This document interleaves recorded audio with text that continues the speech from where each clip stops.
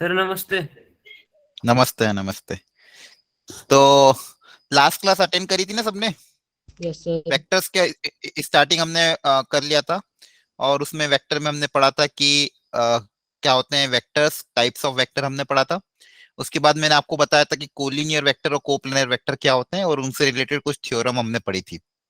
और एक असाइनमेंट आपको मैंने दिया था। आपने अटेम्प्ट किया था वो असाइनमेंट? हेलो, सब लोगों ने अटेम्प्ट किया था?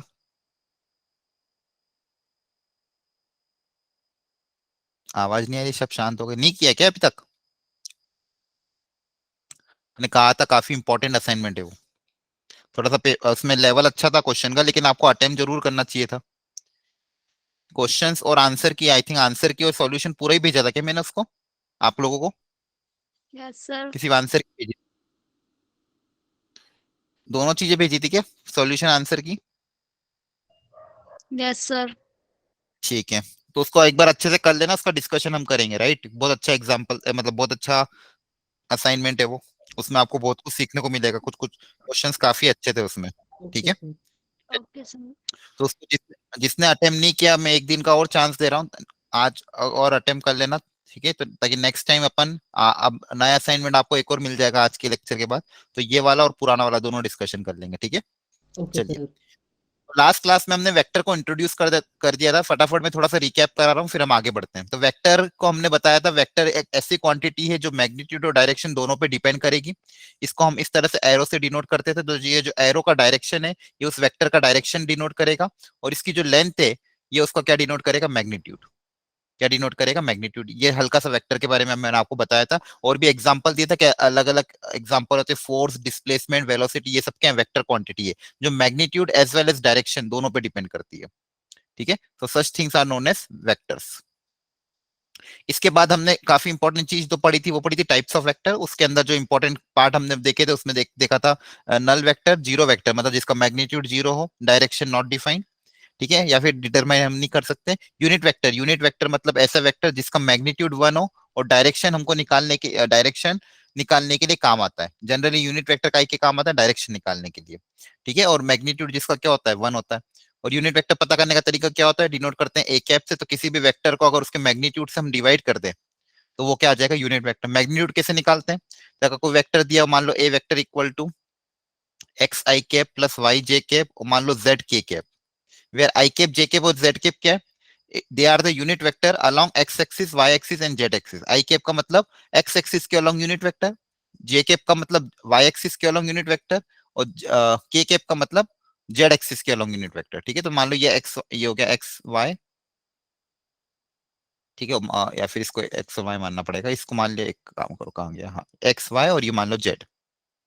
ठीक है, तो मान लो आपको एक वेक्टर अज्यूम कर ले। इसके बाद मैंने आपको एक चीज और बताई थी, पोजीशन वेक्टर। पोजीशन वेक्टर मतलब कोई किसी भी पॉइंट की पोजीशन को डिनोट करने वाला वेक्टर को पोजीशन वेक्टर बोलते हैं। इसको हम कैसे निकालते हैं, ओरिजिन को उस पॉइंट को ज्वाइन कर देंगे तो ये उसका पोजीशन वेक्टर आ जाएगा। ठीक है, तो इसके कोऑर्डिनेट्स अगर x comma y comma z हुए, तो इसका पोजीशन वेक्टर क्या हो जाएगा, A vector equal to x i के प्लस वाई जे के प्लस जेड के। और इसका मैग्नीट्यूड का फॉर्मूला बताओ क्या आएगा? Under root x square plus Y square plus Z square. Under root of, very good, x square plus Y square plus Z square, इसका आ जाएगा मैग्नीट्यूड। मैग्नीट्यूड मतलब ये वाली लेंथ, इस वेक्टर की जो लेंथ हो जाएगी वो इसका मैग्नीट्यूड हो जाएगा। ठीक है, अनदर इंपॉर्टेंट चीज जो हमने इसके बाद पढ़ी थी, वो पढ़ी थी कोलिनियर वेक्टर। कोलिनियर वेक्टर बोलो या फिर पैरेलल वेक्टर बोलो, इसका मतलब ये है कि एक या एक से ज्यादा वेक्टर को हम कोलिनियर या कोप्लेनर, सॉरी, पैरेलल वेक्टर कब बोलेंगे, जैसे वो किसी, मान लो कोई गिवन लाइन है।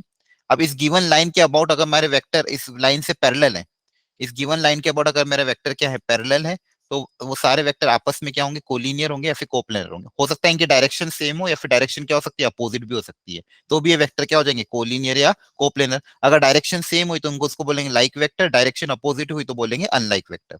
इसके बाद हमने जो पढ़ा था वो पढ़ा था कोप्लेनर वेक्टर।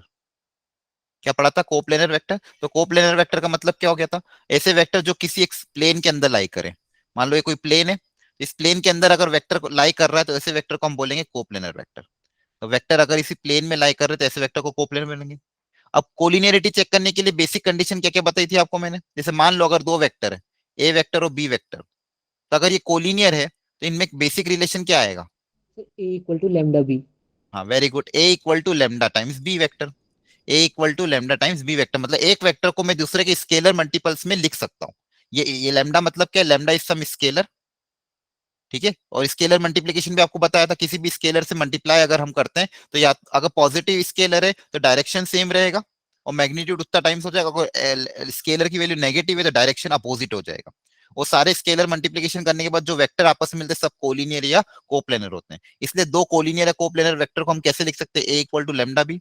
और दूसरा एक और कंडीशन, मान लो अगर दो वेक्टर है, मान लो ए वेक्टर ऐसा हो गया, ए वेक्टर इक्वल टू, मान लो ऐसा बोल दिया A one I cap plus A two J cap plus A three के कैप, ठीक है। और मान लो बी वेक्टर मैंने बोल दिया बी वन आई कैप प्लस बी टू जे कैप और बी थ्री के कैप। ये ए वेक्टर बोल दिया, ये बी वेक्टर बोल दिया। अगर मैं यहाँ से बोलता हूँ कि भाई ए और बी कोलिनियर है, क्या है, कोलिनियर, तो अगर कोलिनियर हुए तो यहाँ से एक कंडीशन और क्या आ जाएगी कि जो आई कैप जे कैप और के कैप है इन सबके रेशियो भी क्या होंगे, सेम। मतलब ए प्रोपोर्शनल वन होंगे। अपॉन, हाँ प्रोपोर्शनल होंगे। A one upon A two equal to A B two one upon, upon हाँ sorry, A two upon B two equal to A three upon B three. इन सबके ratio कोई ना कोई किसी कांस्टेंट के क्या होंगे, बराबर होंगे। या फिर ये बोल सकते हैं ए इक्वल टू लेमडा बी। और एक और कंडीशन हमने बताई थी कि अगर ए और बी कोलिनियर है तो इसको हम ऐसे भी लिख सकते हैं, एक्स ए वेक्टर मतलब लीनियर कॉम्बिनेशन के टर्म्स में भी लिख सकते हैं, इक्वल टू नल वेक्टर। तो x A plus Y B equal to zero, it is also a condition for collinear vector. क्या यहाँ तक समझ में आया था सबको? Yes sir. Yes, ठीक sir. है।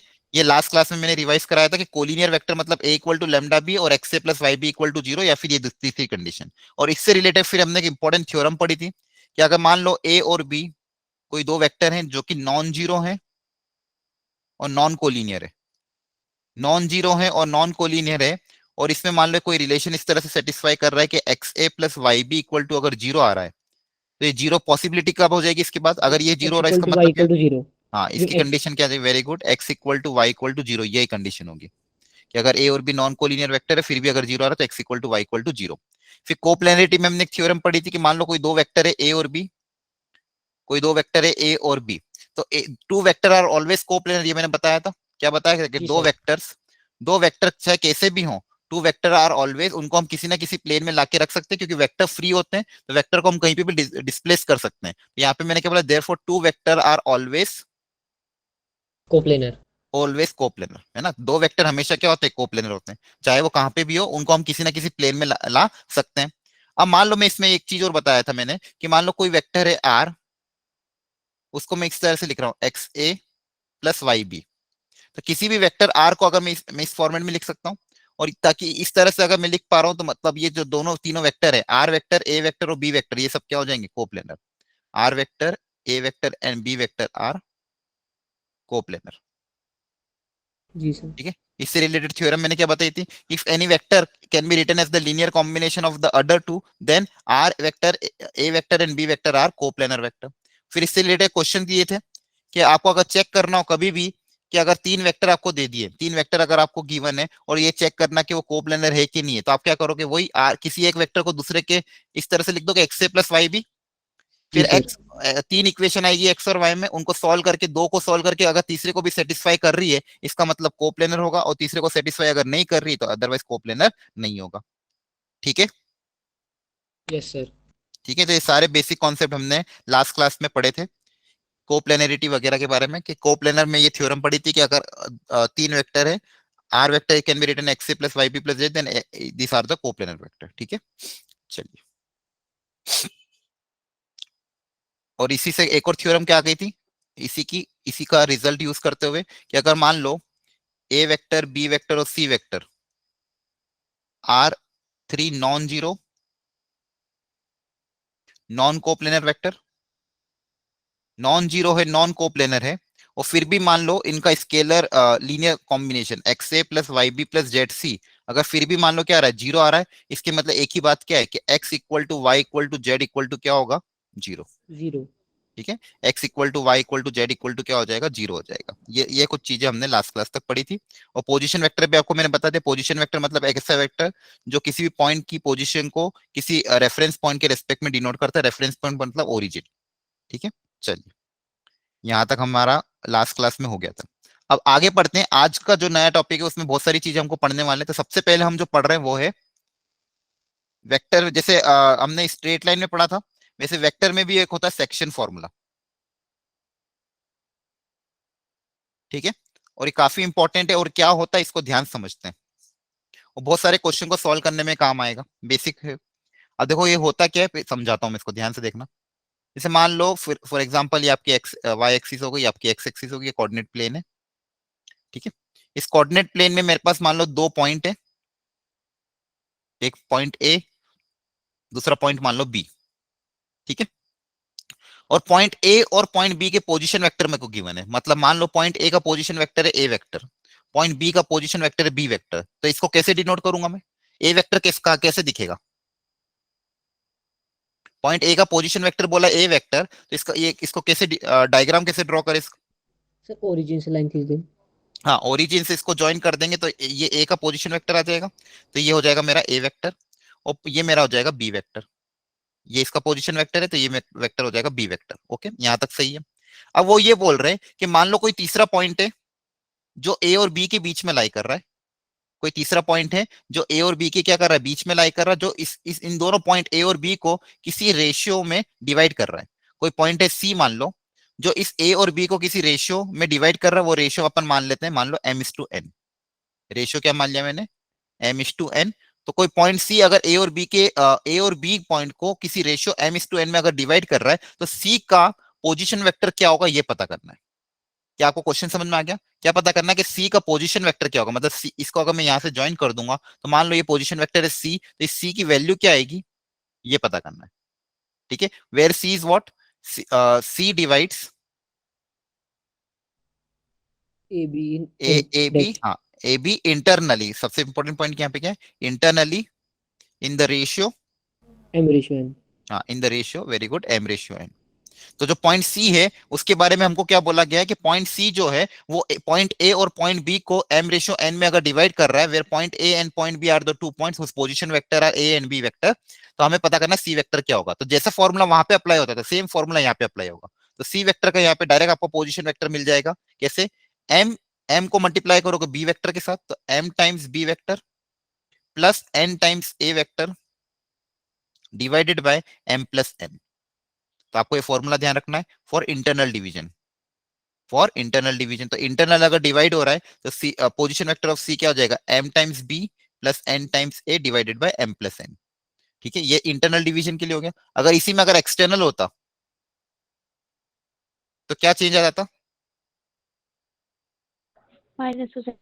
माइनस हाँ, आ जाएगा माइनस दोनों प्लस की माइनस आ जगह पे। जाता।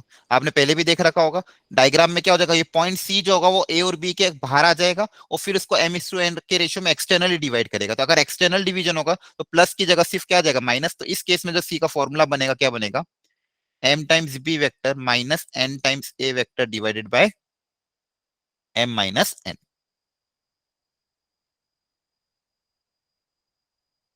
क्लियर है? ये एक्सटर्नल तो इसमें डिवीजन का जो हम फॉर्मूला हो ए गया। और बी रखेंगे इनका मैग्नीट्यूड रखेंगे। नहीं नहीं, ए और बी नहीं, मैग्नीट्यूड नहीं, वेक्टर रखेंगे अपन को। यहाँ पे आंसर वेक्टर आ रहा है ना, मैग्नीट्यूड नहीं रखना है। क्या रखना है, वेक्टर रखना है। वेक्टर की वैल्यू अगर आई कैप जे कैप के कैप जो भी दिया होगा वो वेक्टर की वैल्यू रखना है हमको, क्योंकि हमको मिल क्या रहा है फाइनली, हमको एक फाइनल वेक्टर मिल रहा है ना। हमको जो आंसर आ रहा है वो क्या आ रहा है, एक वेक्टर आ रहा है। तो हम रखेंगे भी क्या, वेक्टर। यहाँ पे सिर्फ एक डायरेक्ट वेक्टर आएगा इसमें। देखो वहां पे क्या होता था, x1 x2 दो तरह के कोऑर्डिनेट्स आते थे स्ट्रेट लाइन में। यहाँ पे सिर्फ क्या आएगा, आपको एक पोजीशन वेक्टर मिलेगा सी वेक्टर, जो इसको इंटरनली अगर डिवाइड करेगा तो इस तरह से फॉर्मूला अप्लाई करना है, एक्सटर्नली डिवाइड करेगा तो इस तरह से अप्लाई करना है। और अगर मान लो मिड पॉइंट हो जाएगा तो एम और एन कितने हो जाएंगे, 1,1। उस केस में फॉर्मूला क्या आ जाएगा, A vector plus B vector divide by 2, upon two. है ना? जी सर। ठीक यस है, सर। क्या यहाँ तक समझ में आया? Yes yes sir. Sir. Okay चलिए। सर जो मिड पॉइंट है वो हमारा एक्सटर्नली भी हो सकता है कि वो हमें उसका डबल कर दे जो बात दूसरी नहीं लाइन नहीं, में। मिड पॉइंट एक्सटर्नली फिर तो वो क्या होगा कि जैसे कोई पॉइंट पॉइंट तो ए से उतने एक्सटर्नली तो नहीं बोल देंगे, मिड पॉइंट तो हमेशा बीच में आएगा। रह सकता है ना जो सी पॉइंट है वो हमारा उसका डबल पे हो, तो उसके लिए हाँ कोई अलग। डबल पे होगा वो भी, फिर क्या होगा, ए से जितनी दूरी है बी से उतनी दूरी इसकी डबल होगी। जैसे मान लो अगर ए से दूरी 5 सेंटीमीटर तो बी से दूरी फिर 10 होगी। ठीक है, तो वो एक्सटर्नली 1:2 के रेशियो में डिवाइड करेगा। मतलब एक्सटर्नली आपको डायग्राम कैसा पता है, आपको कैसा दिखता है, मैं बना के दिखा देता हूँ। एक्सटर्नल डिवीजन में डायग्राम कैसा दिखता है एम इज टू एन का?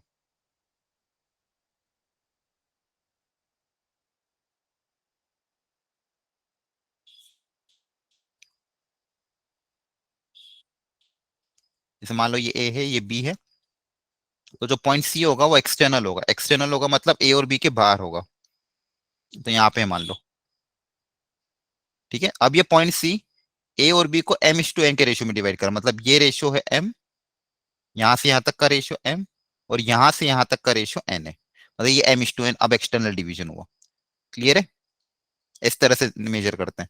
और यहाँ पे ये वो आपका ये पोजीशन वेक्टर ए वेक्टर, ये आपका बी वेक्टर, और ये आपका पोजीशन वेक्टर सी वेक्टर, जो इसको एक्सटर्नली सी से ए का और सी से बी का रेशियो कितना m/n, मतलब आपको सी ए अपॉन सी बी कितना है m/n। ये क्या है? External division. ये क्या है? External division. इस केस में फर्स्ट फॉर्मूले में क्या लग जाएगा? माइनस लग जाएगा। क्लियर है? Yes sir. Okay, yes sir. ठीक है, तो ये ध्यान रखना। ओके, इस पे मैं क्वेश्चन देखता हूँ कोई है क्या।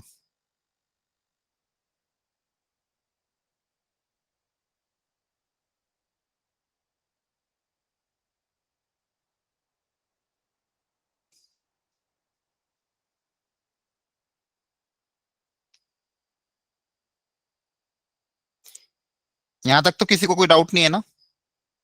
No sir. No sir. ठीक है, चलिए आगे। देखो, इस पे रिलेटेड एक क्वेश्चन एक तरह का बनता था, मैं वो हल्का सा आपको बता रहा हूँ, सिर्फ उसका तरीका देखेंगे, उसको पूरा सॉल्व नहीं करेंगे, नहीं तो काफी टाइम चल जाएगा।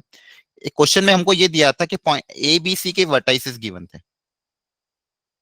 एक ट्राइंगल है जिसके 3 वर्टाइसेस हमें वेक्टर फॉर्मेट में गिवन थे, मतलब इनको आई कैप जे कैप के टर्म्स में कुछ गिवन थे। जैसे मान लो ये आई कैप प्लस जे कैप माइनस 2 के कैप टाइप से, ये भी कुछ ना कुछ गिवन था, और ये भी कुछ ना कुछ गिवन था, 2 आई कैप माइनस जे कैप प्लस के कैप टाइप, मान लो इस तरह से। ये ट्राइंगल के 3 वर्टाइसेस हमको गिवन थे, और बोला कि इसका जो एंगल बाइसेक्टर है, एक एंगल बाइसेक्टर ड्रॉ किया गया एंगल ए से डी तक।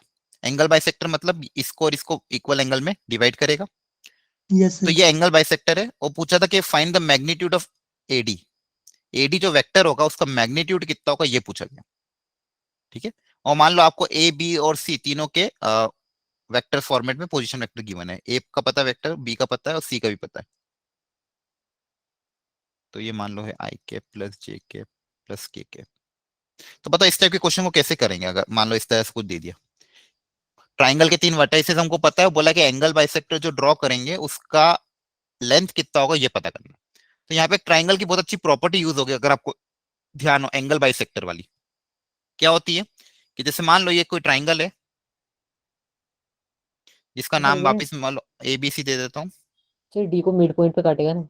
नहीं नहीं, मिड पॉइंट पे नहीं है ये, वो मीडियन होता तो मिड पॉइंट पे करता। ये एंगल बाइसेक्टर दिया है आपको। क्या दिया हुआ है? Angle bisector. तो एंगल बाइसेक्टर कभी भी मिड पॉइंट पे नहीं काटता, तो this are not the mid point. ठीक है, ये एंगल बाइसेक्टर दो एंगल को बराबर हिस्सों में बांटते हैं, लेकिन मिड पॉइंट पे नहीं काटता। वो मीडियन होता तो काटता। दोनों में यस अंतर है। सर। क्लियर है? ध्यान रखना ये। अगर मीडियन होता तो ये इसको बराबर हिस्सों में काटता, लेकिन ये एंगल बाइसेक्टर है तो इक्वल हिस्सों में नहीं काटेगा। ठीक है, तो इसको कैसे सॉल्व करें फिर? तो देखो ध्यान से, जैसे मान लो ये ट्राइंगल है A B C. A B की लेंथ है मान लो कुछ, मान लो एम। ए बी की लेंथ क्या मान ली? एम। ए सी की लेंथ मान लो मैंने एन मान ली। ठीक है, ए बी की लेंथ है एम, ए सी की लेंथ है एन। तो जो एंगल बाइसेक्टर होगा, जो एंगल बाइसेक्टर होगा, जो इनको बराबर एंगल में बांटेगा, वो जहां पे भी कट करेगा पॉइंट डी पे, उसमें ये और ये जो रेशियो हो जाएंगे, ये रेशियो हो जाएगा m/n। मतलब एंगल बाइसेक्टर केस में B D upon D C का जो रेशियो हो जाएगा वो कितना हो जाएगा? m/n। क्या समझ में आ रहा? मतलब ये जो रेशियो, ये वाला रेशियो और ये वाला ratio, in case of angle bisector, ये एंगल बाइसेक्टर की ज्योमेट्रिकल प्रॉपर्टी होती है। अब मुझे बताओ कि क्या आप ए बी की लेंथ निकाल सकते हो? जी सर। है यस ना? सर। तो उसके लिए ए बी वेक्टर निकालना पड़ेगा। ए बी वेक्टर कैसे निकलेगा? ए पता है, बी पता, तो ए बी वेक्टर कैसे निकलेगा? बी माइनस ए। हाँ, बी माइनस ए बी कैसे निकलेगा? बी माइनस ए, और फिर उसका मैग्नीट्यूड निकालोगे। सेम किसका मैग्नीट्यूड निकाल लेना? एसी वेक्टर का। तो ए बी और एसी आ जाएगा, तो हमको ये वाला रेशियो पता चल जाएगा m/n। क्या पता चल जाएगा? रेशियो। तो ये पॉइंट बी पता है, पॉइंट सी पता है, रेशियो पता, तो क्या पॉइंट डी आ जाएगा? Yes sir. पॉइंट डी आ जाएगा, और एक बार जैसे पॉइंट डी आया फिर एडी का मैग्नीट्यूड हम निकाल सकते हैं। फिर हम एडी का मैग्नीट्यूड निकाल लेंगे। क्या है, समझ में आ गया? Yes sir. तो ओके, रिपीट करेंगे एक बार। ठीक है, वापस बताता हूँ। देखो, ये एंगल बाइसेक्टर की प्रॉपर्टी क्या होती है कि एंगल बाइसेक्टर जो होता है वो इन साइड्स को इन साइड की लेंथ में डिवाइड करता है, मतलब जहां पे इंटरसेक्ट करेगा, मान लो एंगल बाइसेक्टर एडी एडी ये रहा, ठीक है, तो जिस पॉइंट डी पे इंटरसेक्ट करेगा तो बीडी अपॉन डीसी का जो रेशियो होगा वो ए बी अपॉन एसी की लेंथ के बराबर होगा, मतलब ए बी अपॉन एसी की लेंथ की क्या होगा, रेशियो के बराबर होगा। तो सेम यहाँ पे भी सबसे पहले मैं ए बी निकाल लूंगा, ए बी की लेंथ क्या निकाल लूंगा, ए बी की लेंथ मान लो एम मान ली, फिर एसी की लेंथ निकाली, एसी कैसे निकालेंगे, सी वेक्टर माइनस ए वेक्टर, फिर उसका मैग्नीट्यूड निकाल लेंगे, तो एसी की लेंथ आ गई। तो इनका जो रेशियो होगा एम इज टू एन, वही रेशियो यहाँ पे होगा, वही रेशियो क्या होगा यहाँ पे। अब मुझे ये पता मान लो इसको इसका कोऑर्डिनेट क्या आ जाएगा, m times C vector plus n times B vector divided by m plus n. तो यस यहाँ से सर। मेरे पास क्या आ जाएगा, डी आ जाएगा वेक्टर फॉर्मेट में। जी सर। अब ए पता है, डी पता, ए पता है, डी पता, तो अब एडी का मैग्नीट्यूड भी निकाल सकते हैं। यस सर बिल्कुल, डी वेक्टर माइनस ए ओके, वेक्टर। हाँ डी वेक्टर माइनस ए वेक्टर, वो वेक्टर आ जाएगा, फिर उसका मैग्नीट्यूड निकाल लेना। क्लियर है? Yes sir. ओके,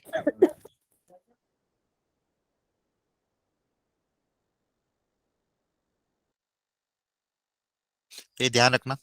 चलिए, नेक्स्ट जो कॉन्सेप्ट होता है, another important concept is direction ratios and direction cosine.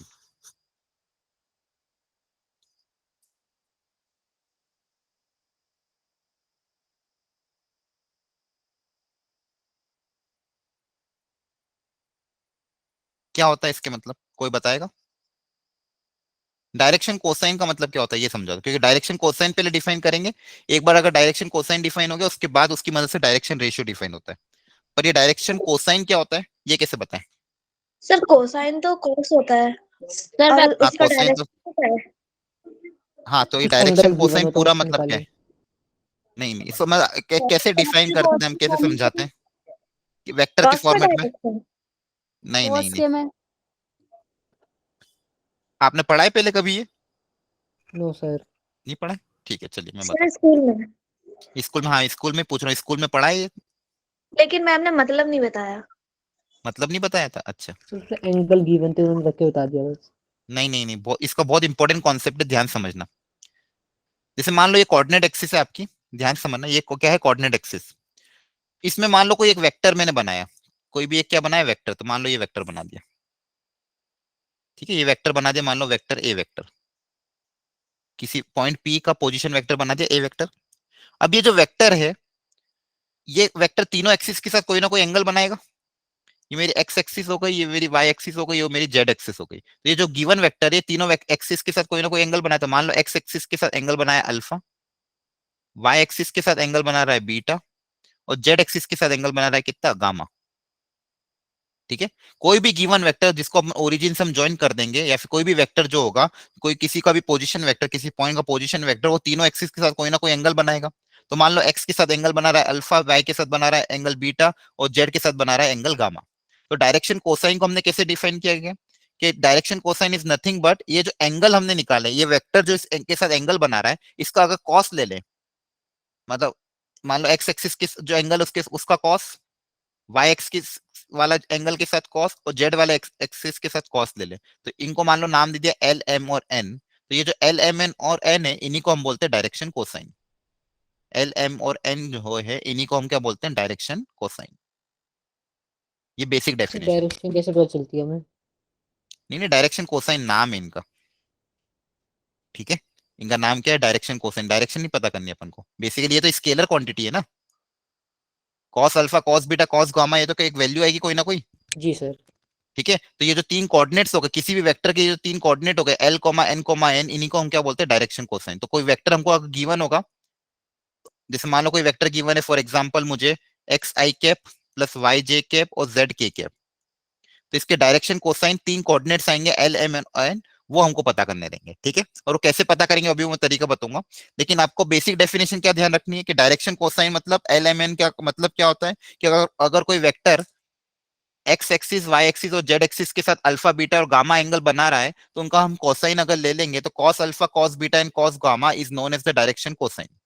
Cos alpha comma cos beta comma cos gamma is known as the direction cosine. अब जब इसको आप 3D में क्यूब बना के जब ज्योमेट्रिकली इसको आप निकालोगे तो इसका वैल्यू निकली थी, देखो कैसे निकाली थी। मान लो पॉइंट पी जो है उसका कोऑर्डिनेट हमने क्या मान लिया, x x comma y comma z. Point P का कोऑर्डिनेट क्या मान लिया, x comma y comma z. तो इसको जब यहाँ से परपेंडिकुलर ड्रॉप किया और फिर एक राइट एंगल ट्राइंगल बना के कॉस अल्फा की वैल्यू जब निकाली तो कॉस अल्फा की वैल्यू कुछ ऐसी आ रही थी।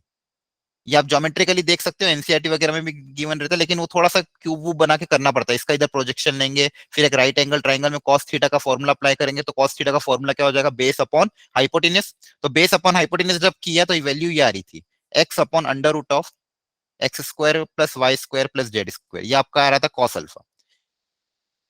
उस राइट एंगल ट्राइंगल में ये बेस था, ये हाइपोटेनस था। सिमिलरली कॉस बीटा और कॉस गामा भी इसी तरह से निकाला। तो कॉस बीटा की वैल्यू आ रही थी, जैसे कॉस अल्फा कितना आया, x upon this, cos beta आया था y upon Y under root upon of x square plus Y square plus Z square geometrically. और कॉस गामा की वैल्यू आई थी z upon Z upon. Under root of x square plus Y square plus Z square. क्या clear है? Yes sir. ठीक है, basically ये जो जिससे डिवाइड करे वो है क्या, वो इसी वेक्टर ए का मैग्नीट्यूड है। वो है क्या, इसी वेक्टर ए का मैग्नीट्यूड। तो मान लो अगर ये वेक्टर गिवन वेक्टर है, अगर इसको मैं इसका यूनिट वेक्टर निकाल लूं, इसका क्या निकाल लूं, यूनिट वेक्टर। तो यूनिट वेक्टर कैसे निकालेंगे, इसी वेक्टर को इसके मैग्नीट्यूड से डिवाइड कर देंगे। यूनिट वेक्टर निकालने का तरीका क्या होता है, वेक्टर को उसके मैग्नीट्यूड से क्या करते हैं, डिवाइड। तो कितना आएगा, x upon under root of x square plus Y square plus Z square i cap, है ना। फिर y upon under root of this j cap plus z upon under root of this k cap. क्या है, समझ में आ रहा है? Yes sir. है ना। ये तो वेक्टर है और हमने तो ये यूनिट उसका वेक्टर यूनिट निकाल लिया. वेक्टर हो गया। हाँ, इसी वेक्टर का मैंने यूनिट वेक्टर निकाल लिया। तो यूनिट वेक्टर कैसे निकालते हैं, वेक्टर को उसके मैग्नीट्यूड से डिवाइड कर देते हैं। अब आप ध्यान से देखोगे तो ये जो चीज है ये एल ही तो है सर, ये क्या है, कॉस अल्फा ही है। मतलब इसको हम क्या बोल सकते हैं, एल, ये मेरा एम है और ये मेरा क्या है, एन। तो बेसिकली किसी भी वेक्टर का अगर मुझे डायरेक्शन कोसाइन निकालना है, किसी भी वेक्टर का अगर मुझे डायरेक्शन कोसाइन निकालना है तो क्या करना पड़ेगा, उस गिवन वेक्टर को उसके यूनिट वेक्टर में कन्वर्ट कर दो। उस गिवन वेक्टर को क्या कर दो, उसके यूनिट वेक्टर में कन्वर्ट कर दो। जो भी आई जे और के कोफिशिएंट होंगे वही मेरे क्या हो जाएंगे, direction cosine.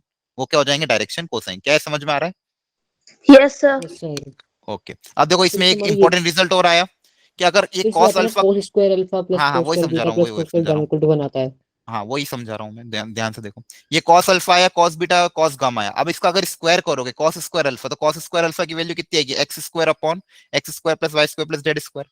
Cos square beta की value Y square upon this, और कॉस स्क्वायर गामा की value Z square upon this. तीनों को जब ऐड करोगे तो न्यूमरेटर में बन जाएगा x square plus Y square plus Z square, और सेम चीज डिनोमिनेटर में बन जाएगी, दोनों कैंसिल आउट होकर हो जाएंगे 1। तो यहाँ से एक रिलेशन क्या आ जाएगा आपके पास, कि cos square alpha plus cos square beta plus cos square gamma, इसकी वैल्यू आएगी आपकी 1। ये काफी इंपॉर्टेंट रिजल्ट है जो बहुत काम आता है क्वेश्चन को सॉल्विंग करने में। कि आप करके भी देख सकते हो, इनका स्क्वायर करके ऐड करो कि कैंसिल आउट होके सब कुछ क्या आएगा, 1 आएगा। और इसको हम कैसे लिख सकते हैं, या फिर l square plus m square plus n square कितना होगा, 1 होगा। ठीक है, l square plus m square plus n square की वैल्यू कितनी आएगी, 1 आएगी। ठीक है, चलो वेक्टर का सर यूनिट वेक्टर ये हमारा डायरेक्शन कोसाइन है. हाँ वेक्टर को अगर उसकी यूनिट वेक्टर में अगर हम बदल देंगे तो आई कैप जे कैप और के कैप के जो कोफिशिएंट होंगे वही आपके डायरेक्शन कोसाइन होंगे। क्लियर है? Yes sir. ओके, यहां तक सबको समझ में आया? Yes sir. हाँ, तो ये ध्यान रखना, डायरेक्शन कोसाइन का बेसिक फंडामेंटल क्या था, कि कोई वेक्टर जो एंगल बनाता है उसका जो हम कोसाइन ले लेते हैं, तो जो एल एम एन होते हैं डायरेक्शन कोसाइन है। तो उसको निकालने का तरीका क्या होता है, वेक्टर को उसके यूनिट वेक्टर में बदल दो तो ये डायरेक्शन कोसाइन आ जाएंगे। और इसमें एक रिलेशन क्या होता है, l square plus m square plus n square की वैल्यू कितनी आएगी, 1 आएगी। ठीक है, तो ये आपका था डायरेक्शन कोसाइन। अब डायरेक्शन रेशियो क्या होता है वो समझते हैं, कि डायरेक्शन रेशियो का मतलब क्या है। डायरेक्शन रेशियो, तो देखो इसको किस तरह से डिफाइन किया गया, इसकी भी बहुत फंडामेंटल डेफिनेशन है, लेकिन बहुत सी बार बच्चे गलत समझ लेते हैं, ध्यान से समझना। तो अभी अपन ने डायरेक्शन रेशियो पढ़ा, तो डायरेक्शन रेशियो क्या क्या आया मेरे पास, एल आया, एम आया और एन आया। ये मेरे क्या थे, डायरेक्शन सॉरी कोसाइन। ये मेरे क्या थे, direction cosine, l m n. और इनकी कुछ ना कुछ वैल्यू होगी, हो सकता है अलग अलग हो, अलग अलग ही आएगी। ठीक है, एल की वैल्यू कुछ आ रही है, एम की वैल्यू कुछ आ रही है, एन की वैल्यू मान लो कुछ आ रही है। सेम भी हो सकती है, अलग अलग भी हो सकती है, कुछ भी हो मान लो। अब मान लो कि कोई तीन नंबर है, कोई 3 स्केलर, जैसे एल है मैंने, वैसे कोई मान लो 3 नंबर है, मान लो ए बी सी बोल दिया। क्या बोल दिया मैंने, ए कॉमा बी कॉमा सी, मतलब कोई 3 नंबर है। सच दैट कि एल को अगर ए से डिवाइड करने पे जो वैल्यू आ रही है, m को b से डिवाइड करने पे जो वैल्यू आ रही है और n को c से डिवाइड करने पे जो वैल्यू आ रही है, ये तीनों के तीनों आपस में क्या आ रही है, सेम आ रही है। मतलब l को a से नंबर a से डिवाइड किया और m को ऐसे नंबर b से डिवाइड किया, n को ऐसे नंबर c से डिवाइड किया, सच दैट तीनों का जो रेशियो आ रहा है ये क्या आ रहा है, सेम आ रहा है। तो ऐसे केस में ये जो मेरे a b और c होंगे इनको मैं क्या बोलूंगा, डायरेक्शन रेशियोज। ए बी और सी क्या हो जाएंगे मेरे, डायरेक्शन रेशियो। ये बेसिक डेफिनेशन है, लेकिन निकालने का तरीका ऐसा नहीं होगा। ऐसा आपको नहीं करना पड़ेगा कि आपको डिवाइड कर करके देखना है। आपको बेसिकली देखो एल एम एन क्या आ रहा है, ये आ रहा है, एल एम एन क्या आ रहा है, ये यस देखो सर। ध्यान से, है ना, एल ये आ रहा है, ये एल, ये एम और ये एन। ठीक है, ये मेरा क्या है एल, ये मेरा है एम, ये मेरा है एन। तो देखो अगर एल को मैं एक्स से डिवाइड कर दूं तो बताओ क्या आएगा, 1/√, दिस। m को अगर मैं y से डिवाइड कर दूं तो क्या आएगा, 1/√। और n को अगर मैं z से डिवाइड कर दूं 1/√। तो मतलब यहां से बोल सकता हूं कि x, y, z मेरे क्या हो जाएंगे, डायरेक्शन रेशियोज हो जाएंगे। हाँ, क्योंकि देखो l को अगर अपन x से डिवाइड कर दे, m को y से डिवाइड कर दो और n को z से डिवाइड कर दो, जो तीन वैल्यू बचेगी वो सबके सब क्या होगी, इक्वल होगी। बोलो, सर है ना। तो यहाँ पे वो जो x y z हो जाएंगे उस केस में, there x y and z, इस वजह से मान लो कोई वेक्टर अगर a है, इस तरह से दिया हुआ है x I cap plus Y J cap plus Z K cap. ठीक है, तो यहाँ पे जो एक्स वाई और जेड है ये मेरे क्या हो जाएंगे, डायरेक्शन रेशियोज। एक्स वाई और जेड क्या हो जाएंगे, डायरेक्शन रेशियोज। जो डायरेक्ट जो कोफिशिएंट हमको देंगे x comma y comma z are my direction ratios. अब देखो ये रेशियो है, तो ये और भी आ सकता है। अगर इसको मान लो किसी कांस्टेंट से मल्टीप्लाई कर दो, सबको मान लो 2 से मल्टीप्लाई कर दिया तो 2x 2y 2z, अभी भी ये क्या हो जाएगा, डायरेक्शन रेशियो। क्योंकि रेशियो है ना, तो रेशियो को अपन मल्टीप्लाई कर सकते हैं। अब मान लो इसको 3 से मल्टीप्लाई कर दो तो 3x 3y और 3z, अभी भी क्या रहेंगे, वो भी डायरेक्शन रेशियो ही रहेंगे। क्लियर है। Yes sir. ठीक है, तो जैसे एग्जांपल लेके मैं सिखाता हूँ आपको, फटाफट सब लोग ट्राई करना। बोला कि find direction ratios and direction cosine of a vector. मान लो कोई वेक्टर मैंने आपको दे दिया, A vector equal to 2i cap minus J cap plus मान लो 5k कैप। ठीक है, तो बोला है कि इसके डायरेक्शन रेशियोज क्या होंगे और डायरेक्शन कोसाइन क्या होंगे, आपको पता करना है। सब लोग ट्राई करके बताओ।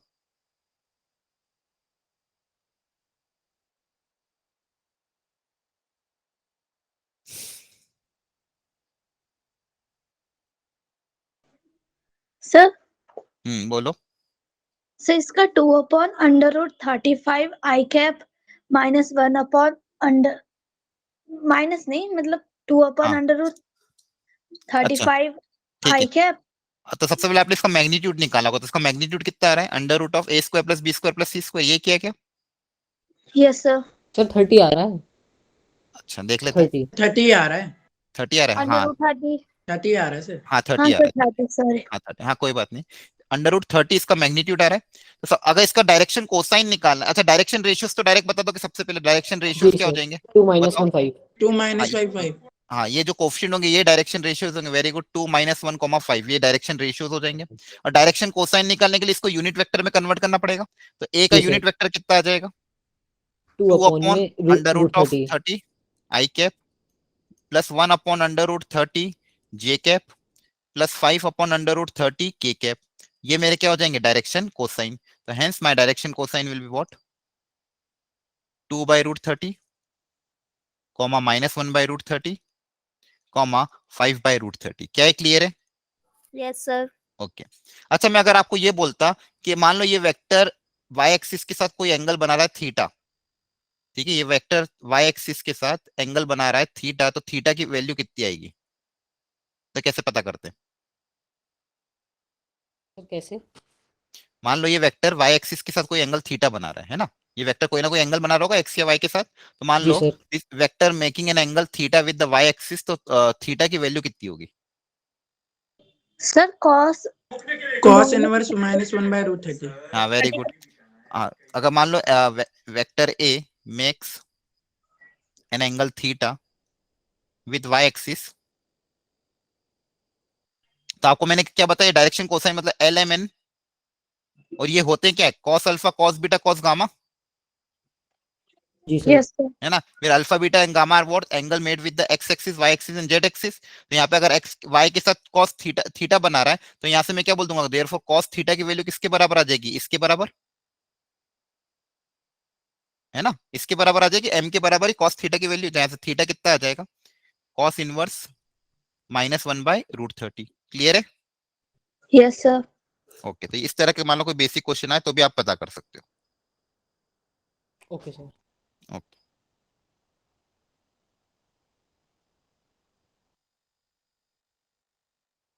चलिए जैसे एक और बेसिक क्वेश्चन में लेता हूँ।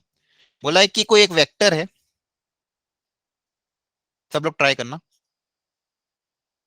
अ vector makes an angle of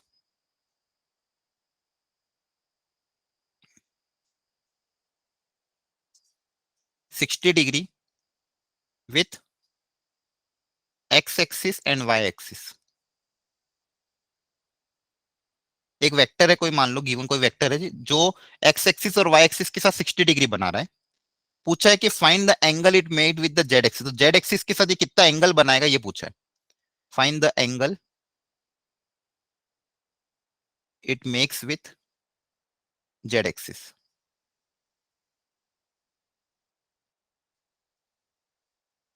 करो try. A vector makes an angle of 60 degree with the x-axis and y-axis. Find the angle it makes with the z-axis. तो z-axis के सर साथ ये 90 वेक्टर एंगल कितना 90 बनाएगा ये पता करना है। ठीक है, 90 डिग्री। ओके, देखते हैं बाकी लोग निकालो।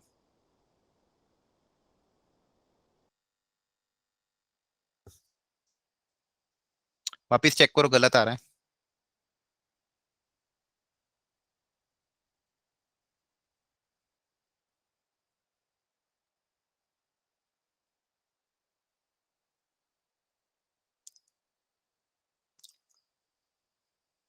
Hmm. 60 degree. नहीं नहीं, 45 डिग्री। 45 डिग्री। बाकी लोग भी ट्राई कर लो, जल्दी सोचो थोड़ा सा। Excuse me sir. हाँ बोलो। सर आप एक बार थोड़ा सा रिवाइज कर देंगे, मेरा ज्वाइन नहीं हो पा रहा था। भाई सब तो लेक्चर एंड पे आ गया बेटा, सर थोड़ा कब सा से ज्वाइन बता नहीं होता। दीजिए बस। सर लाइक वो नेट वो चल नहीं रहा था। ठीक है, अभी मैं बता दूंगा थोड़ा सा। एक्चुअली मैंने पूरा नया टॉपिक ही पढ़ाया आज। डायरेक्शन कोसाइन डायरेक्शन रेशियो पता है क्या होता है आपको। हाँ सर थोड़े बहुत पता है। ठीक है, तो डायरेक्शन कोसाइन डायरेक्शन रेशियो बताया था कि डायरेक्शन कोसाइन का मतलब क्या होता है कि कोई भी वेक्टर अगर एक्स एक्सिस वाई एक्सिस और जेड एक्सिस के साथ अल्फा बीटा और गामा एंगल बना रहा है तो cos alpha cos beta and cos gamma are the direction cosine of the vector. ठीक है, तो एल एम एन से इसको डिनोट हम करते हैं। एल की वैल्यू होती है कॉस अल्फा, एम की वैल्यू होती है कॉस बीटा और एन की वैल्यू होती है कॉस गामा। फिर alpha beta and gamma are the angle made with the x axis Y axis and Z axis. और इनमें एक रिलेशन क्या होता है कि cos square alpha plus cos square beta plus cos square gamma की value 1 होती है, या फिर l square plus m square plus n square की वैल्यू 1 आती है। और डायरेक्शन कोसाइन निकालने का तरीका क्या होता है, किसी भी वेक्टर को उसके यूनिट वेक्टर में कन्वर्ट कर दो। किसी भी वेक्टर को उसके यूनिट वेक्टर में अगर कन्वर्ट कर देंगे तो जो आई के साथ जो टर्म आएगा वो हो जाएगा एल, वाई के साथ जो टर्म आए जे केप के साथ जो टर्म आएगा वो हो जाएगा एम, और के केप के साथ जो टर्म आ जाएगा वो हो जाएगा एन। ठीक है, मतलब एल की वैल्यू कितनी आ जाएगी, मान लो कोई वेक्टर है अगर ये एक्स आई के प्लस वाई जे के प्लस जेड के तो इसका यूनिट वेक्टर निकालेंगे ऐसे, तो ये हो जाएगा एल, ये हो जाएगा एम, ये हो जाएगा एन। इनका स्क्वायर करके ऐड करोगे तो ये आ जाएगा 1। ठीक है, तो ये होते हैं direction cosine l m n. और ये जो x comma y comma z हो जाएंगे इनको बोलते हैं डायरेक्शन रेशियो। ये x comma y comma z इनको क्या बोलते हैं, डायरेक्शन रेशियो। इससे रिलेटेड एक फ्री क्वेश्चन किया। मान लो ये कोई वेक्टर है A, 2i cap minus J cap plus 5k cap, तो इसके डायरेक्शन रेशियोस क्या हो जाएंगे, यही 2 -1 और 5, ये क्या हो जाएंगे इसके डायरेक्शन रेशियोस।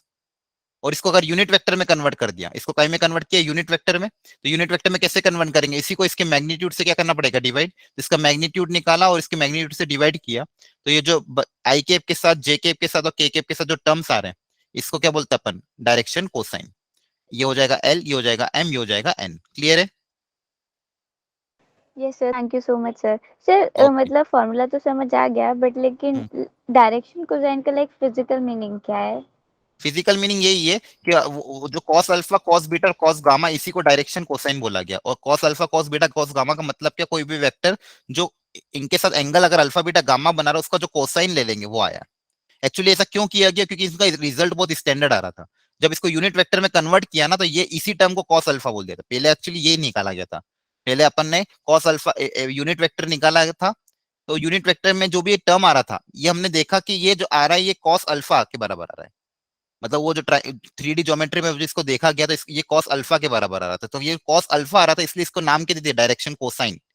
सबसे पहले किया यही गया था, कोई भी वेक्टर का यूनिट वेक्टर जब निकाला, तो ये जो आई कैप के साथ टर्म आ रहा था, इसको डायग्रामेटिकली देखा, तो राइट एंगल ट्राइंगल में ये बेस था, ये हाइपोटेन्यूस था, तो ये कॉस अल्फा के बराबर आ रहा था। ये आ रहा था कॉस बीटा के बराबर, और ये आ रहा था कॉस गामा के बराबर। तो इसको नेमिंग क्या कर दी, डायरेक्शन कोसाइन नाम दे दिया इनको। ठीक है, thank you so much sir. Okay ठीक है। अब यहाँ पे मैंने क्वेश्चन दिया था, अब सब लोग बताओ इसमें क्या तरीका अपनाएंगे। एक्स के साथ और वाई के साथ एंगल 60 डिग्री अगर बना रहा है, तो जेड के साथ एंगल कितना बनाएगा, तो कैसे पता करें। cos square alpha plus cos sir square दो बीटा एंगल प्लस आ cos रहे गामा हैं। Equal to 1। बस सिंपल आ हाँ, जाएगा 1 बाय बस रूट 2 वही आ रहा है। करना है। हाँ, तो आपका 45 आएगा ना, 90 थोड़ी आएगा। नहीं सर 45 ही आ रहा है। 45 डिग्री हाँ और 135 डिग्री आ रहा है। ठीक है, देखते हैं। देखो अल्फा है 60 डिग्री, बीटा भी 60 डिग्री दिया है। क्वेश्चन में क्या बोला है कि vector makes an angle 60 degree with the x axis and y axis. मतलब अल्फा और बीटा 60 डिग्री दिया है, जेड के साथ कितना बनाएगा ये पूछा, गामा पूछा था। तो सिंपली आप ये वाला फॉर्मूला अप्लाई कर दो कि cos square alpha plus cos square beta plus cos square gamma equal to 1। नहीं किया इनकी सर। वैल्यू, ये हाँ, इनकी वैल्यू पुटअप कर देना। तो cos अल्फा मतलब वही 60 डिग्री, cos 60 डिग्री की वैल्यू कितनी होती है 1/2। 1/2 का स्क्वायर करोगे तो कितना आएगा 1/4। ये भी हो जाएगा 1/4 plus cos square gamma equal to 1। तो यहाँ से आ जाएगा cos स्क्वायर गामा की वैल्यू 1 माइन, ये 1/4 प्लस 1/4 हो जाएगा 1/2। 1/2 उधर जाके माइनस हो जाएगा, 1 माइनस 1/2 अगेन 1/2 आएगा। तो cos स्क्वायर गामा की वैल्यू कितनी आई 1/2। तो cos गामा कितना आ जाएगा 1 by 1 root by 2। Root plus two minus. Plus minus 1/2। ठीक है, yes sir. Yes yes sir. Okay. Sir. अब यहाँ से आपको एंगल पता करना है, तो एंगल कितना आ जाएगा, देखो अगर प्लस है तो फर्स्ट क्वाड्रेंट में एंगल कितना आ जाएगा 45 डिग्री। 45। ठीक है, और दूसरा अगर सेकंड क्वाड्रेंट की बात करें तो फिर वो 135। नेगेटिव कितना आ जाएगा पाई माइनस 45। ठीक है, 130। 135। तो सिंस अपन ने देखो दोनों एक्स और वाई के एक्यूट पॉजिटिव लिए, तो इसका भी हम पॉजिटिव वाला लेंगे 45 डिग्री। ठीक है, ओके। क्योंकि वो फिर डायरेक्शन वही रहेगा, एंगल तो वही है। मतलब एक 45 डिग्री बनाएगा, एक 135, एक क्लॉकवाइज बनाएगा, दूसरा एंटी क्लॉकवाइज डायरेक्शन। ठीक है, चलिए यहाँ तक क्लियर है सबको, डायरेक्शन कोसाइन। यस जी sir. Yes sir. Sir. Okay, अब देखिए, अब नेक्स्ट कॉन्सेप्ट आता है कि दो वेक्टर के बीच में एंगल अगर मान लो मेजर करना है, तो उसका डायग्राम कैसे होगा ये सोचना पड़ा कि एंगल बिटवीन टू वेक्टर कैसे मेजर करेंगे। एंगल बिटवीन टू वेक्टर्स, ठीक है। तो सबसे पहले अगर डायग्रामेटिकली इसके बारे में सोचा गया, तो डायग्रामेटिकली उन्होंने एक कन्वेंशन डिफाइन कर दिया कि अगर मान लो किसी को भी एंगल मेजर करना है, तो या तो दोनों की टेल को मैच कर दो, या तो क्या कर दो दोनों की टेल को मैच कर दो, या तो दोनों के हेड को मैच कर दो। तो दोनों की टेल और दोनों के हेड के बीच में जो एंगल होगा, वही आपको कंसीडर करना है एंगल बिटवीन टू वेक्टर। ठीक है, तो क्या बोला गया, the angle between two vector is the angle between their tail और angle between their head. Clear है, तो ये जो भी एंगल यस आएगा सर। जीरो से लेके 180 डिग्री के बीच में आएगा। किसी का सर हेड मिला है या टेल मिला है, दोनों सेम आएगा। एक दो वेक्टर किसी दो का। हाँ, सेम आएगा। ठीक है, जैसे मान लो मैं सर आपको, हाँ बोलो। सर जो हम ट्रायंगल लॉ में मतलब एंगल लेते थे सर, एक बार आप वो वाला बताएंगे कि लाइक हम ट्रायंगल लॉ से एंगल राइट हैंड साइड वाला ले रहे थे या फिर नहीं, लेफ्ट ट्राइंगल लॉ वाला, में लाइक एंगल की कहाँ तरह। लिया हमने। नहीं नहीं सर, मतलब आगे जब हम रिजल्टेंट निकालते हैं ट्रायंगल लॉ में करके लाइक बनाते हैं ना दो वेक्टर्स। नहीं नहीं, ट्राइंगल लॉ तो सिंपली आपका क्या है, डायरेक्ट वेक्टर एडिशन करना। वो वाला फिजिक्स वाला फॉर्मूला यहाँ अप्लाई करने की जरूरत ही नहीं है आपको। हाँ। ठीक है, ये वेक्टर है ए, वेक्टर है बी, तो इसका ये वेक्टर ए, ये वेक्टर बी, तो ये वाला आपका हो जाएगा vector A plus vector B. तो direct i cap j cap और के कैप में ऐड करो और सिंपली निकालो। वो नहीं सर, तो जो ये वेक्टर आपने बनाए हैं ए और बी, इसके बीच में कौन सा वाला एंगल हम लेते हैं? हाँ, यही समझाया मतलब मैंने एक कि को। ए और बी के बीच में अगर एंगल आपको लेना है, तो आपको या तो दोनों की टेल के बीच में जो एंगल होगा वो लोगे, या तो दोनों के हेड के बीच का एंगल होगा। तो अगर यहाँ पे आपको कंसीडर करना है ए और बी के बीच में एंगल, तो आपको क्या करना पड़ेगा, इसको आगे एक्सटेंड करना पड़ेगा। ठीक है, तो ये वाला एंगल आपको होगा theta. It is the angle between A and B. ये एंगल नहीं है, ये एंगल थीटा नहीं होगा। एंगल कौन सा होगा, जो दोनों की टेल के बीच में होगा। तो वेक्टर को आपको पैरेलली आगे डिस्प्लेस करना होगा। ठीक है, ओके सर, थैंक यू हाँ फॉर क्लियरिंग। ओके। कभी भी दो वेक्टर के बीच में अगर एंगल के बारे में बात करेंगे, या तो उनको टेल को मैच कर दो या तो उनके हेड को मैच कर दो। ठीक है, तो जनरली हम टेल का ही यूज करते हैं मैक्सिमम केसेस में। तो टेल को मैच करने के बीच में जो टेल के बीच में जो एंगल आएगा वही आएगा angle between the two vector. अब इसी से रिलेटेड नेक्स्ट आया आपका प्रोडक्ट ऑफ द वेक्टर्स। अब जो प्रोडक्ट ऑफ द वेक्टर है, प्रोडक्ट दो तरह, अब जैसे अपन ने एडिशन ऑलरेडी सीखा था, कैसे ऐड करना कैसे सब्सट्रैक्ट करना। अब नेक्स्ट बारी किसकी आ गई, प्रोडक्ट। तो प्रोडक्ट करने के लिए दो तरीके बताए गए, एक प्रोडक्ट है स्केलर प्रोडक्ट, दूसरा प्रोडक्ट है वेक्टर प्रोडक्ट। तो स्केलर प्रोडक्ट मतलब वो प्रोडक्ट जिसका आउटपुट क्या है, स्केलर है। तो एक होता है आपका स्केलर प्रोडक्ट, दो वेक्टर का प्रोडक्ट स्केलर प्रोडक्ट। इसको एक नाम से और बोलते हैं डॉट प्रोडक्ट। ठीक है, स्केलर प्रोडक्ट मतलब इसका आउटपुट क्या आएगा, स्केलर। तो इसका फॉर्मूला आपको क्या है बताया गया, याद है, A dot B. A B cos theta हाँ, ए डॉट बी को हम कैसे डिफाइन करेंगे, magnitude of A into magnitude of B into cos theta, where theta is what, theta is the angle between vector A and vector B. और अभी मैंने बताया angle हम कैसे मेजर करते हैं, वेक्टर ए और वेक्टर की बी के बीच में जो एंगल होगा उसी को हम क्या बोलते हैं, थीटा। वेक्टर ए और वेक्टर बी के बीच में जो एंगल होता है उसी को हम क्या बोलते हैं, theta. And A dot B is equals to magnitude of A into magnitude of B into cos theta. क्या है, क्लियर है जी यहाँ सर। तक? Yes yes sir. सर। ठीक है, अब देखो यहाँ पे मैग्नीट्यूड निकल रहे, तो ये क्वांटिटी और ये क्वांटिटी तो हमेशा पॉजिटिव ही आएगी, क्योंकि किसी भी चीज का मैग्नीट्यूड तो हमेशा क्या आता है, पॉजिटिव आता है ना। Yes sir. मैग्नीट्यूड ऑफ ए और मैग्नीट्यूड ऑफ बी, ये तो लेंथ है ना, तो लेंथ तो हमेशा क्या आएगी, पॉजिटिव आएगी। अब बस कॉस थीटा जो है वो कभी कभी पॉजिटिव या नेगेटिव हो सकता है। तो यहाँ से एक चीज और आउटपुट बोला गया कि मान लो अगर ए डॉट बी की वैल्यू नेगेटिव आ रही है, क्या आ रही है, नेगेटिव, इसका मतलब यहाँ से आप क्या इंटरप्रिटेशन निकालोगे,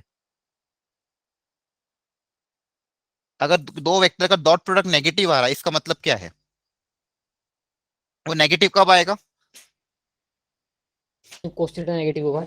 हाँ, पाई नेगेटिव पे कब आएगा, जब cos थीटा नेगेटिव हो। cos थीटा नेगेटिव है इसका मतलब क्या है, 90 से पाई। ज्यादा डिग्री का एंगल है। 90 से हाँ, ज्यादा 90 होगा से क्या एंगल। होगा, ज्यादा होगा, सेकंड क्वाड्रेंट में आ जाएगा। मतलब थीटा जो होगा दोनों के बीच में एंगल जो होगा वो क्या हो जाएगा, 90 डिग्री से ज्यादा। मतलब क्या हो जाएगा, obtuse angle. Yes yes sir. Sir. Yes sir. Angle कितना हो जाएगा, ऑब्ट्यूज एंगल हो जाएगा। ठीक है, इसके बाद एक और इंटरप्रिटेशन वही बेसिक कि अगर मान लो इन दोनों के बीच में angle less than greater than zero हो गया, क्या हो गया, ग्रेटर देन जीरो। अगर पॉजिटिव हो गया इसका मतलब क्या हो जाएगा, थीटा क्या हो जाएगा, पॉजिटिव, मतलब cos theta positive, cos theta positive मतलब फर्स्ट क्वाड्रेंट में, लेस फर्स्ट देन क्वाड्रेंट 90। में नहीं, लेस देन 90, लेस देन 90 मतलब एक्यूट एंगल, लेस देन 90 मतलब एक्यूट एंगल। क्लियर है, ठीक है, यस सर। ओके। और फिर यस लास्ट से सर। एक और टर्म कि अगर मान लो ए और बी अगर नॉन जीरो वेक्टर है, मैग्नीट्यूड ऑफ ए और मैग्नीट्यूड ऑफ बी मान लो नॉन जीरो है, मैग्नीट्यूड ऑफ ए और मैग्नीट्यूड ऑफ बी मान लो जीरो के बराबर नहीं है, और फिर भी अगर मान लो ए डॉट बी की वैल्यू अगर जीरो आ रही है, इसका मतलब, परपेंडिकुलर। हाँ, परपेंडिकुलर होंगे दोनों। हाँ तो cos वो 90 है। हाँ, तो कॉस थीटा जीरो आ रहा है, अगर ए जीरो नहीं है, बी जीरो नहीं है, और ए डॉट बी अगर जीरो आ रहा है, ए के मैग्नीट्यूड ऑफ ए जीरो के बराबर नहीं, मैग्नीट्यूड ऑफ बी भी जीरो के बराबर नहीं है, और फिर भी अगर मान लो ए डॉट बी अगर जीरो आ रहा है, तो इसका मतलब क्या है, कॉस थीटा जीरो हो रहा होगा। और कॉस थीटा की वैल्यू जीरो कहाँ पे होती है, कॉस थीटा अगर 90 जीरो है डिग्री। 90 डिग्री पे, तो थीटा की वैल्यू कितनी आ जाएगी, 90 डिग्री। ठीक है, तो राइट एंगल, दोनों के बीच में एंगल क्या होगा, राइट एंगल। मतलब यहां से हम क्या बोल देंगे, ए इज पर,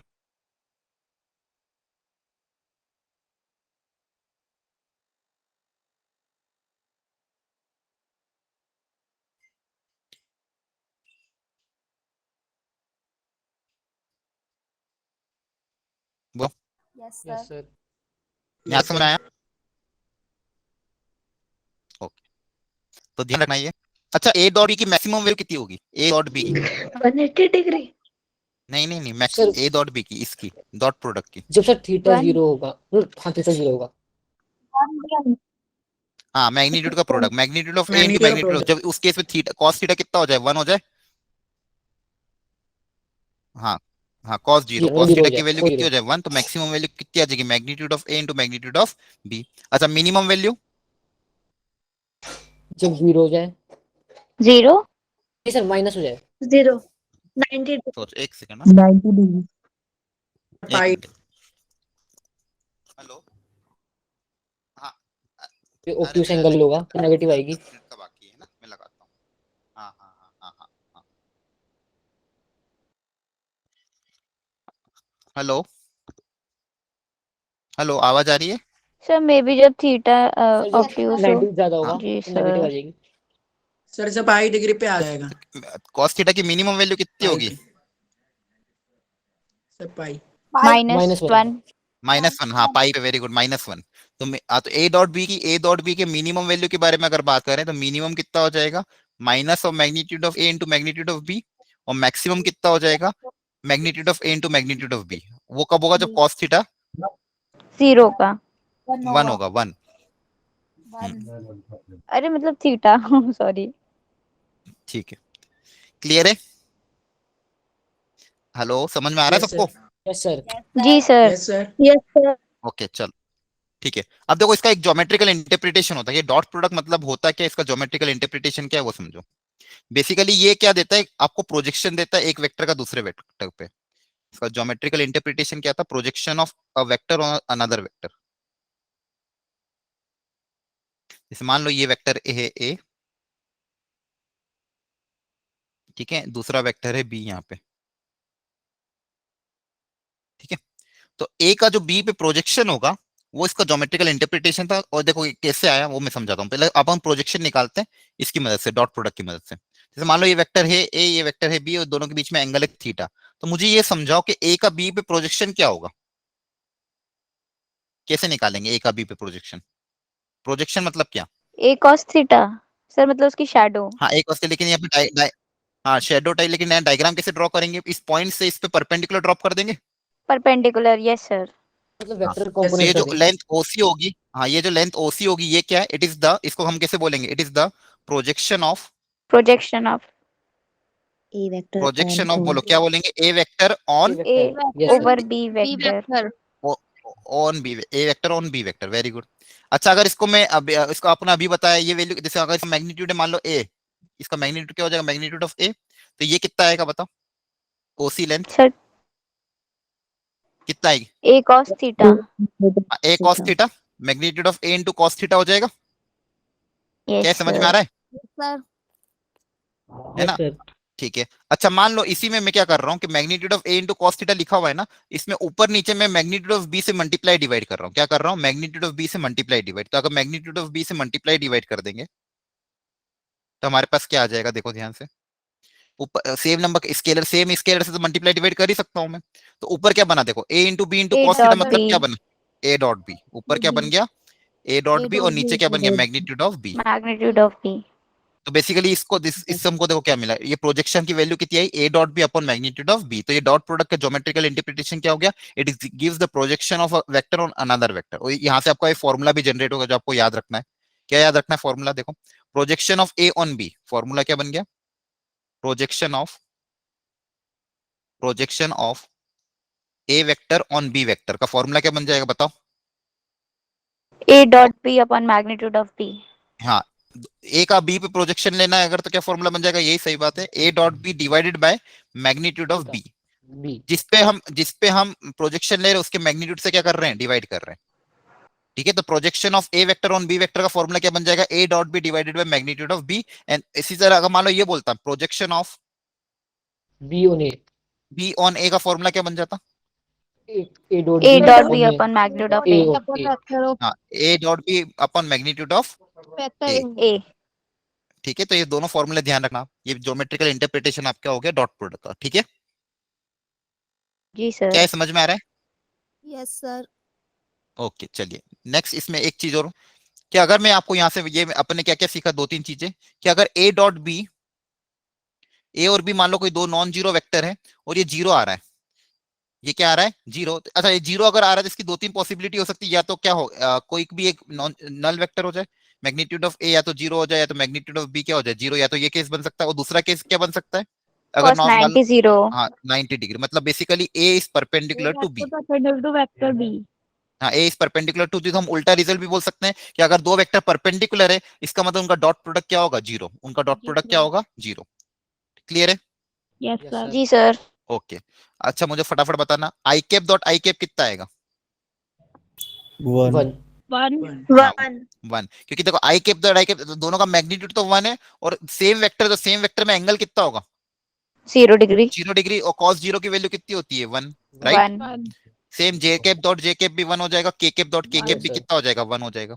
1 ठीक है, I cap dot J cap 0 0 0, J cap dot के कैप 0 0 के कैप डॉट आई कैप, इन सब की वैल्यू किसके बराबर आएगी, 0 के बराबर, क्योंकि ये सब क्या है, परपेंडिकुलर है। ये सब क्या है, परपेंडिकुलर। क्लियर है यहाँ तक? perpendicular. Yes, sir. अच्छा, मुझे ये बताओ, अगर मान लो कोई वेक्टर है ए, उसी का उसके साथ ही डॉट अगर ले रहे तो क्या आएगा? 1 नहीं नहीं, 1 नहीं, यूनिट वेक्टर थोड़ी है, यूनिट वेक्टर थोड़ी है। मैग्नीट्यूड ऑफ ए हाँ, मैग्नीट्यूड ऑफ ए वेक्टर का, सर मैग्नीट्यूड ऑफ ए का square. Very good, magnitude of A का स्क्वायर। ये काफी इंपॉर्टेंट फॉर्मूला है, मतलब कैसे? बेसिकली होगा फॉर्मूला क्या लगेगा, ए इसका मैग्नीट्यूड इनटू इसका मैग्नीट्यूड इनटू cos ऑफ 0, ये अच्छा लगेगा हाँ ना, okay sir, yes sir, magnitude of A into magnitude of B Yes, sir. Into cos of 0 degree, cos 0 degree कितना होता है, 1 होता है, तो ये हो जाएगा ए 1 इनटू ए, मतलब मैग्नीट्यूड ऑफ ए का स्क्वायर। ठीक है, लेकिन Yes, sir. इसका जो रिजल्ट होता है वो इस तरह से ज्यादा यूज होता है कि मैग्नीट्यूड ऑफ ए का स्क्वायर को हम और कैसे लिख सकते हैं, A dot A. Yes, sir. ठीक है, ये उल्टा रिजल्ट है, ये काफी बहुत सारे क्वेश्चन में हम इसको यूज करते हैं, बहुत सारे फॉर्मूले भी इससे डिराइव करते हैं कि ए मैग्नीट्यूड ऑफ ए, किसी भी वेक्टर के मैग्नीट्यूड के स्क्वायर को हम कैसे लिख सकते हैं, ए डॉट ए। क्या ये समझ में आ रहा है? यस देखो, Yes, इसको ये sir. लिख सकते हैं, इसको ये लिख सकते हैं ना, तो इसको ध्यान रखना। ठीक है, इसी से फॉर्मूला भी डिराइव हो, बहुत सारे अच्छे अच्छे क्वेश्चन भी हम इससे करते हैं, तो ये आपको ध्यान रखना कि किसी भी वेक्टर के मैग्नीट्यूड के स्क्वायर को हम क्या लिख सकते हैं, उसी वेक्टर का उसके साथ डॉट प्रोडक्ट, उसी वेक्टर का उसके साथ डॉट। अब हो सकता है इसके अंदर एक से ज्यादा वेक्टर आ जाए, इस मैग्नीट्यूड के अंदर मान लो अगर आ जाए ए प्लस बी या ए माइनस बी, उसका होल स्क्वायर अगेन क्या लिख देंगे, उसी सेम वेक्टर का सेम के साथ डॉट प्रोडक्ट। इसका इंटरप्रिटेशन क्या है कि किसी भी वेक्टर के मैग्नीट्यूड का स्क्वायर को हम क्या लिख सकते हैं, जो वेक्टर है उसी का उसी के साथ डॉट प्रोडक्ट। क्लियर है?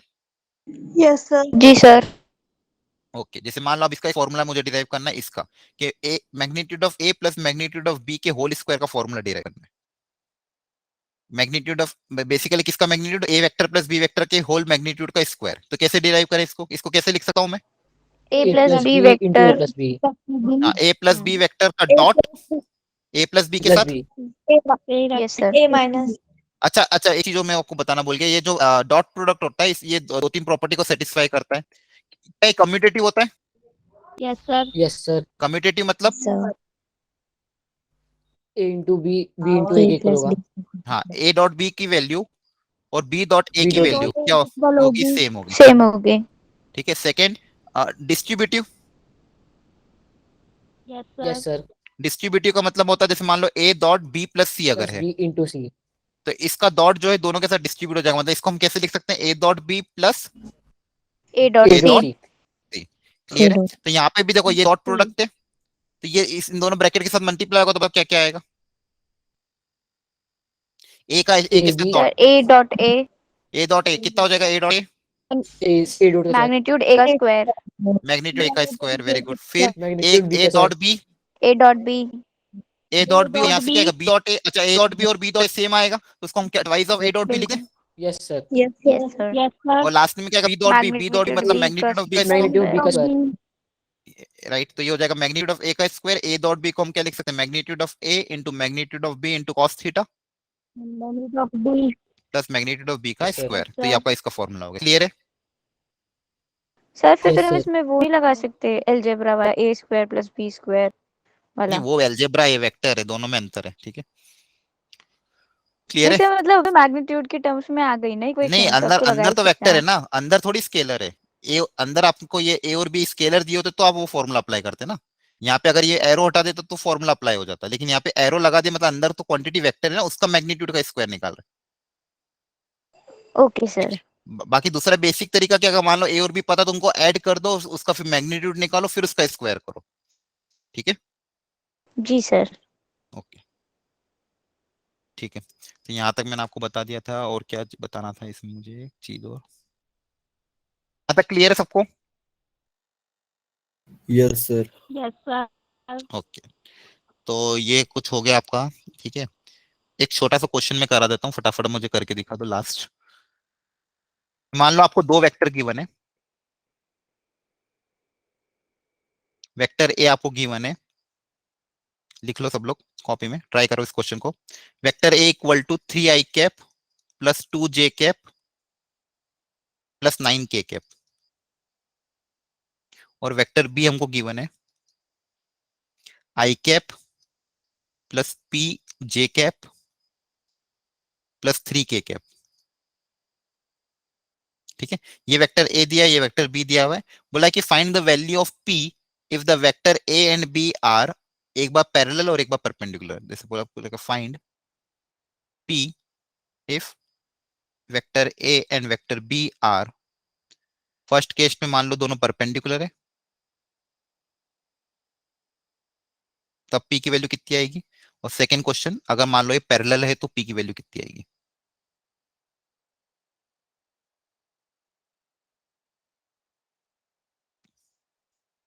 करो ट्राई।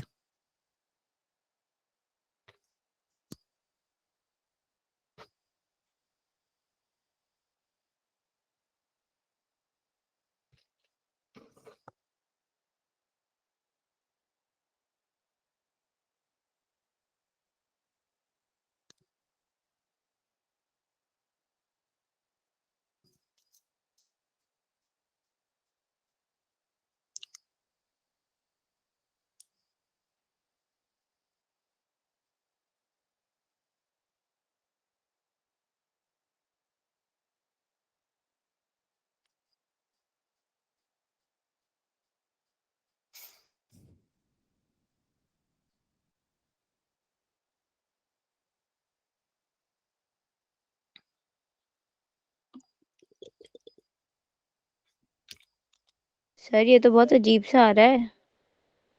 कैलकुलेशन चेक करो सर वापस। -15 फर्स्ट का। हाँ सर सही है। 15 आ रहा है पहले का। -15। हाँ -15। Yes sir.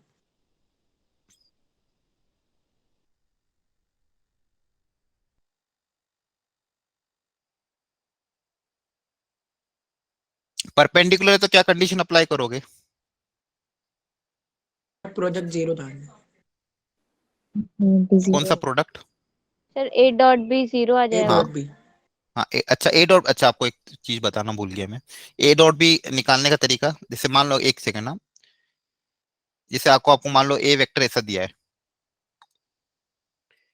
A1 आई कैप प्लस A2 जे कैप प्लस A3 के कैप, और बी वेक्टर दिया है मान लो B1 आई कैप प्लस B2 जे कैप प्लस B3 के कैप। तो बताओ ए डॉट बी की वैल्यू कितनी होगी।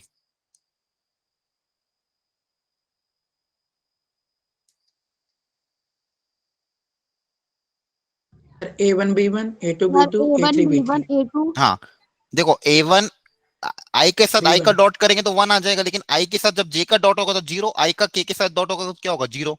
सेम जे का 0 सिर्फ जे के साथ होगा, बच्चे सबके साथ डॉट क्या होगा 0। तो आपके पास सिर्फ बचेगा क्या, A1 B1 plus A2 B2 A2 A2 B2 B2 plus A3 plus A3 B3, right. B3।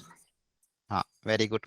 मतलब आई का आई के साथ, जे का जे के साथ, के का के साथ, बच्चे सब क्या हो जाएंगे 0। तो ये फॉर्मूला ध्यान रखना, डॉट नॉर्मल के ए डॉट बी की वैल्यू कितनी हो जाएगी, A1 B1 plus A2 B2 plus A3 B3। Clear है। हेलो समझ में जी आ रहा है। सर जी सर जी सर। ठीक है। अच्छा इसी से रिलेटेड एक चीज और मुझे बताओ कि अगर मान लो दो वेक्टर के बीच में एंगल थीटा और दो वेक्टर आपको ऐसे दिए हुए हैं, जैसा अभी आपको बताया था मैंने, यही कि आपको यही वेक्टर है ए और बी, इन दोनों के बीच में एंगल थीटा, तो थीटा कैसे निकालेंगे, कॉस थीटा की वैल्यू।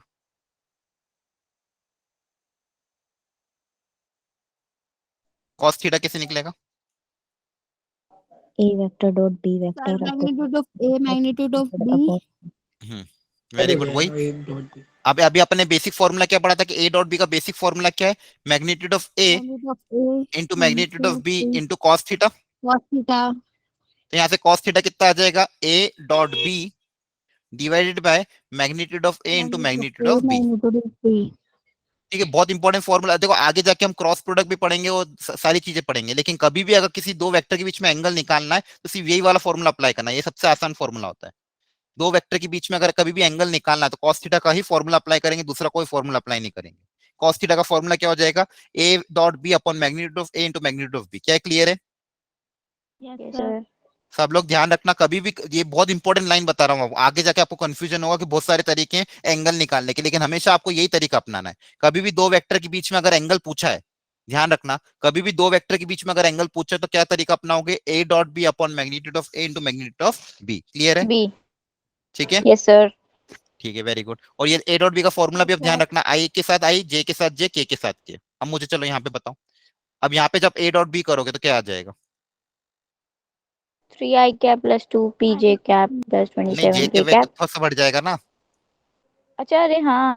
Yes sir. तो यहाँ पे क्या आएगा, 3 का 1 3, फिर 2 इंटू पी 2p और प्लस 27, plus 27 है ना। अब ए इज परपेंडिकुलर टू बी, ए अगर बी के परपेंडिकुलर है तो ए डॉट बी की वैल्यू कितनी आ जाएगी, 0। 0 तो इन सब का एडिशन 0 के बराबर कर दो कि 3 plus 2p plus 27 equal to क्या हो जाएगा, 0।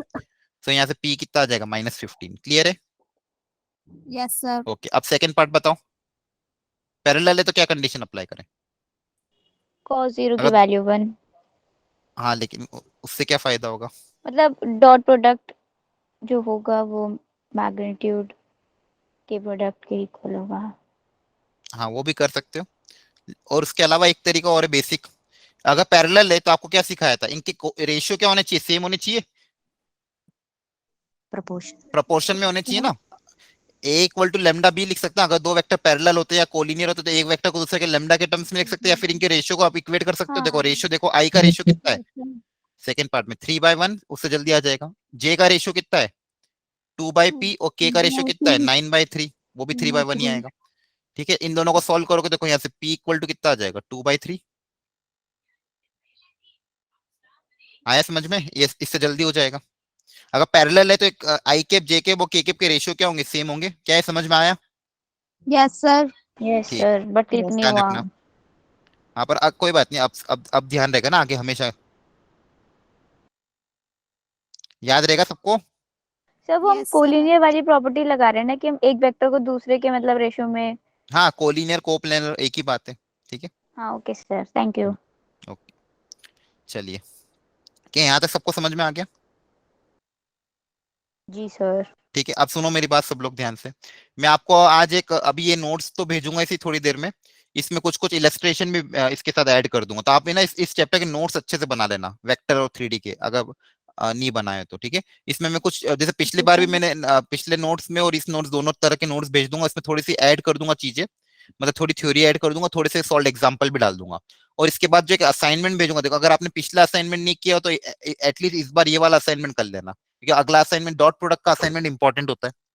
ठीक है, तो ये असाइनमेंट आपको करना है ताकि नेक्स्ट लेक्चर जब भी हो आपका इसका डिस्कशन हो जाए। अब लेक्चर अब तुम ना तो काफी टाइम बाद होगा, शायद अब नेक्स्ट वीक ही आएगा, है ना। तो उसके सर आप पहले छुट्टी पहले भी जा रहे हैं? नहीं नहीं, मंडे को आएगा ना, अब 2 ही दिन होता है आपका वीक में, मैं कहीं नहीं जा रहा। ठीक सर है, संडे को ले लो। संडे को देखते हैं, चलो हाँ संडे को होगा तो, क्योंकि आपको डिफरेंशियल भी हमको पढ़ाना है। हाँ सर। हाँ, तो उसके पहले आप लोग असाइनमेंट जरूर कर लेना, तो पुराना असाइनमेंट जिसने नहीं किया वो भी निपटा लेना, और आज जो नया असाइनमेंट मिलेगा वो, तो आपको वेक्टर स्ट्रांग होना चाहिए। अगर वेक्टर स्ट्रांग हो जाएगा तो 3D अपने आप समझ में आ जाएगा। और ये दोनों टॉपिक मिला के जेई में कम से कम 2 या 3 क्वेश्चन आएंगे, मतलब मोस्ट हाई वेटेड टॉपिक है।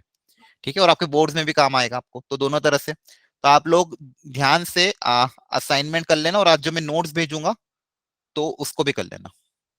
ठीक है, और Okay, सर sir. सर आपने कल कहा था आप असाइनमेंट भेजेंगे बट कल आपने भेजा ही नहीं। कौन सा असाइनमेंट? सर पता नहीं, आप कह रहे थे मैं कोई शीट भेजूंगा आप उसको करके लाना, हम डिस्कस करेंगे क्लास में।